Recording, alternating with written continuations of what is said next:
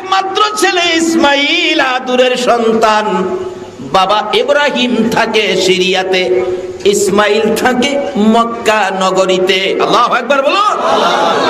ইসমাইল আলাইহিস সালাম সংক্ষেপ করছি আলোচনা, বিয়ে করে বাবার কাছে চিঠি পাঠাইলেন, বাবা গো তোমার ছেলে ইসমাইল বিয়ে করেছে, আসো গো বাবা ছেলের বউ দেখে যাও।